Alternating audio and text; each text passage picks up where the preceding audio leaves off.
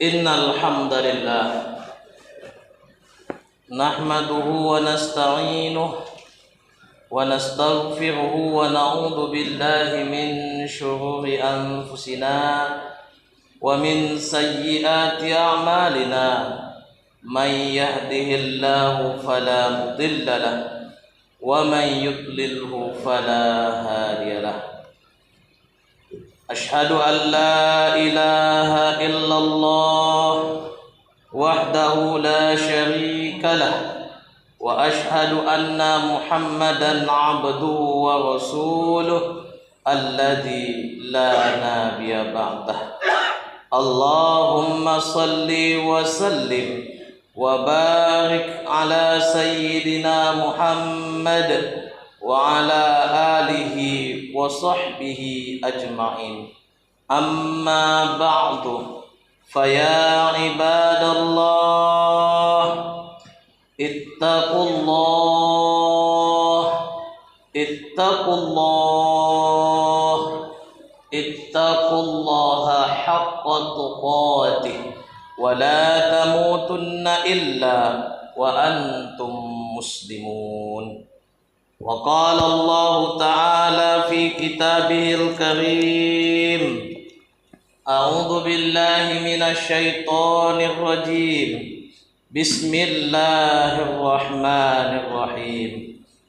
Ahasiban nasu ay yutraku ay yaqulu amanna wa hum la yuftanun. Shadaqallahul azim. Jamaah salat Jumat yang dirahmati oleh Allah Subhanahu wa taala. Mari kita bersyukur kepada Allah Subhanahu wa taala atas semua nikmat yang telah diberikan oleh Allah kepada kita dengan mengucapkan kalimat alhamdulillahi rabbil alamin. Semoga dengan memperbanyak syukur kita kepada Allah, Allah tambahkan nikmat Allah kepada kita dan tergolonglah kita orang-orang yang pandai bersyukur atas semua nikmat yang telah diberikan oleh Allah kepada kita. Salawat merangkaikan salam mari kita hadiahkan kepada Nabi besar Muhammad sallallahu alaihi wasallam. Allahumma salli wa sallim wa barik alaihi. Semoga dengan memperbanyak salawat kepada baginda Rasulullah sallallahu alaihi wasallam menjadi sebab bagi kita nanti di yaumil akhir kelak mendapatkan syafaat dari beliau. Amin ya rabbal alamin. Dan tak lupa juga melalui mimbar yang mulia ini, khatib mengajak diri khatib sendiri dan para jamaah sekalian, marilah kita tingkatkan ketakwaan kita kepada Allah Subhanahu wa taala dengan sebenar-benarnya takwa, yaitu mengerjakan segala perintah-perintah Allah dan menjauhi segala larangan-larangannya. Jamaah salat Jumat yang dirahmati oleh Allah Subhanahu wa taala. Di dunia ini tidak ada istilah yang namanya kebetulan. Semua yang terjadi di dunia ini telah ditetapkan oleh Allah Subhanahu wa taala. Daun yang berguguran saja itu bukan sebuah kebetulan, akan tetapi sudah menjadi ketentuan dan ketetapan dari Allah Subhanahu wa taala. Begitu jugalah dengan bencana alam yang beberapa hari belakangan ini terjadi di berbagai daerah. Bencana alam yang terjadi bukanlah sebuah kebetulan, akan tetapi sudah menjadi ketentuan dan ketetapan dari Allah Subhanahu wa taala. Namun yang perlu kita ketahui, mengapa Allah menurunkan bencana itu kepada kita? Setidaknya ada dua kemungkinan mengapa Allah menurunkan musibah, mengapa Allah menurunkan bencana itu kepada kita? Kemungkinan yang pertama ialah Allah ingin menguji orang-orang yang beriman.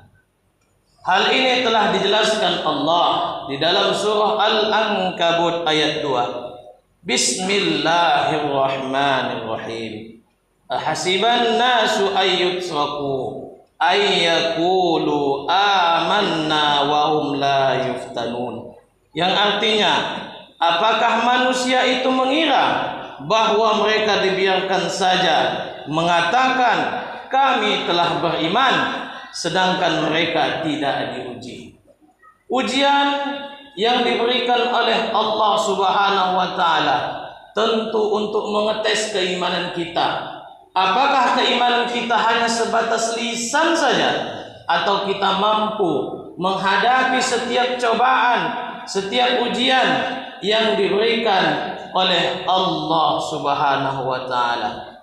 Jika kita mampu, maka tergolonglah kita kepada orang-orang yang beriman di sisi Allah Subhanahu wa taala. Jamaah salat Jumat yang dirahmati oleh Allah Subhanahu wa taala, lalu bagaimana jalan yang harus kita tempuh sehingga kita mampu lulus dari ujian yang diberikan oleh Allah Subhanahu wa taala? Jalannya ialah hendaklah kita harus mampu menjadi orang yang bersabar menghadapi setiap ujian-ujian yang diberikan oleh Allah Subhanahu wa taala. Ketahuilah, yang namanya sabar tidak pernah ada batasnya.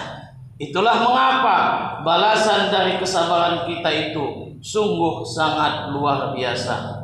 Orang-orang yang bersabar, maka dia akan selalu bersama Allah Subhanahu wa taala. Innallaha ma'as-sabirin. Sesungguhnya Allah bersama orang-orang yang bersabar. Jamaah salat Jumat yang dirahmati Allah Subhanahu wa taala, maka dari itu hendaklah kita menjadi orang yang bersabar ketika ujian itu datang menerpa kita. Dan ketahuilah, sesungguhnya Allah tidak akan pernah menguji hamba-hambanya kecuali karena hamba-hambanya tersebut mampu melewati setiap ujian yang diberikan oleh Allah Subhanahu wa taala. Hal ini telah dijelaskan Allah di dalam surah Al-Baqarah ayat 286.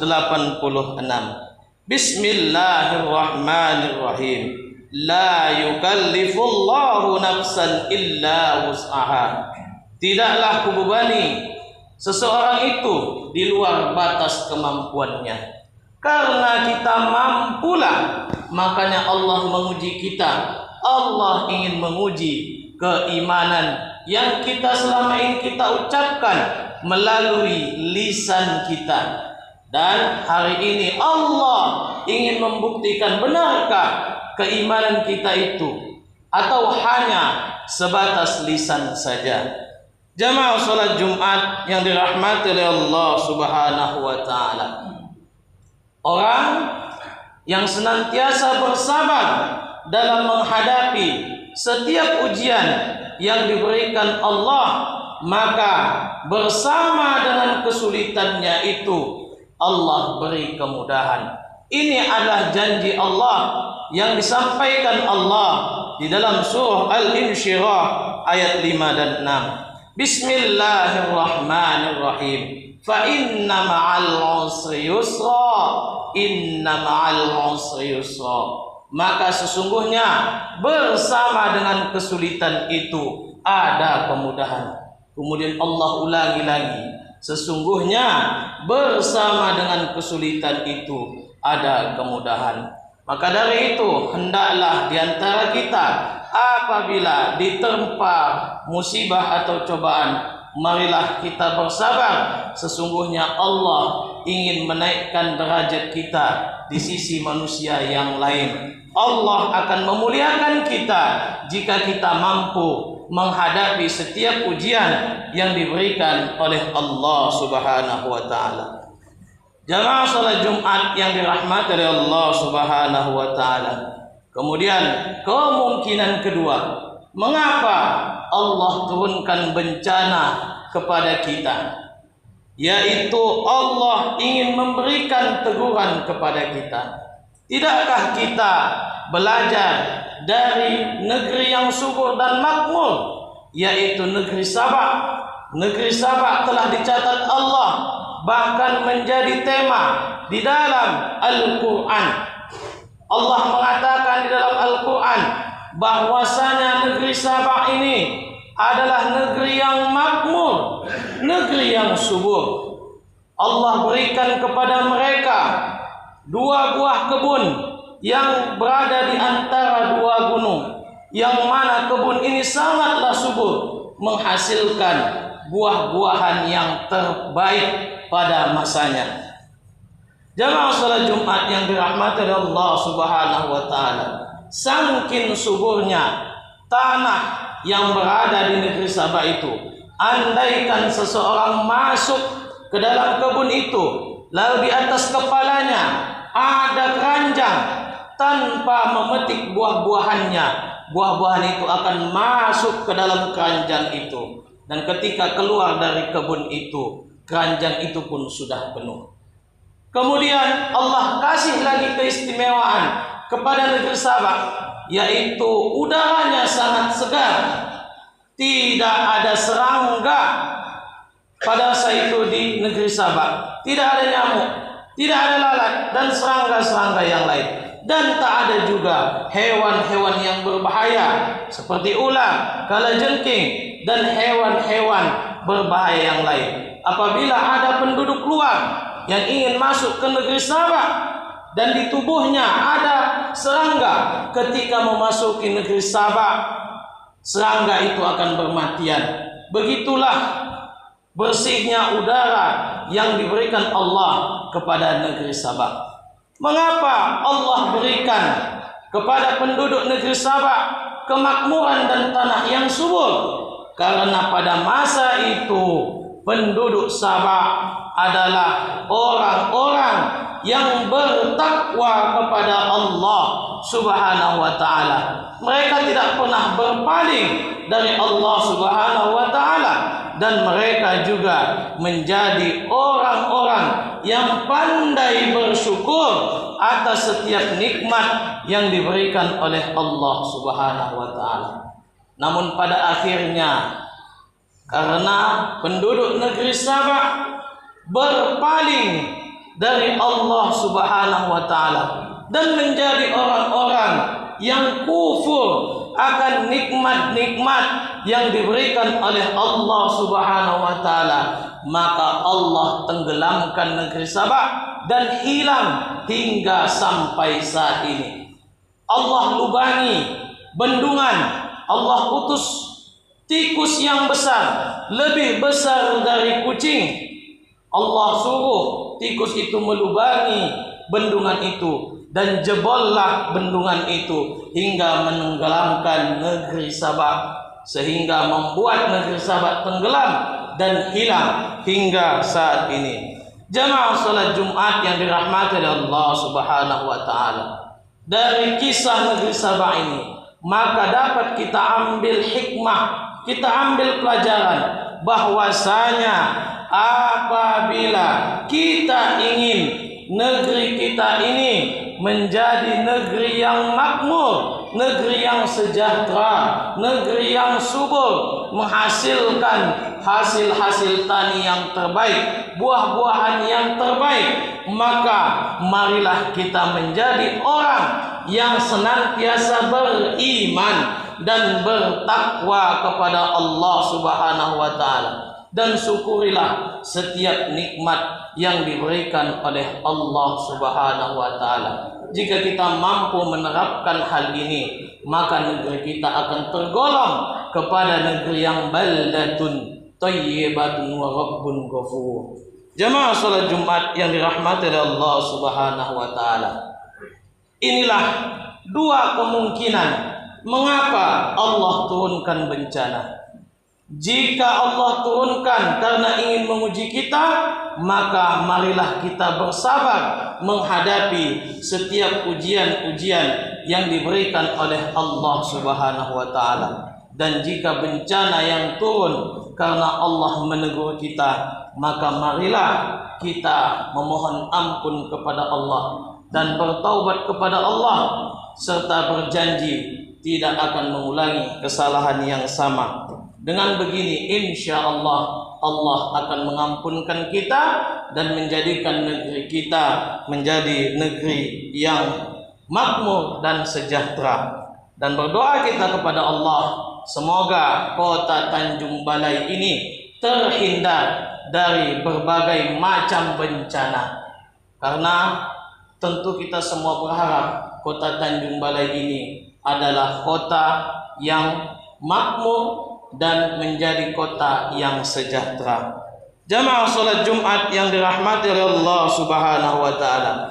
Demikianlah khutbah singkat ini. Semoga apa yang disampaikan melalui mimbar yang mulia ini menjadi sesuatu yang bermanfaat bagi kita semua.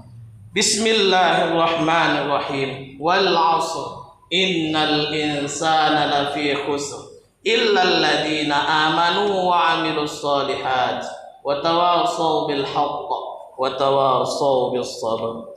Barakallahu li wa lakum fil Qur'anil 'azim wa nafa'ani wa iyyakum bima fihi minal ayati wa dzikril hakim wa taqabbala minni wa minkum tilawatah innahu huwal ghafurur rahim.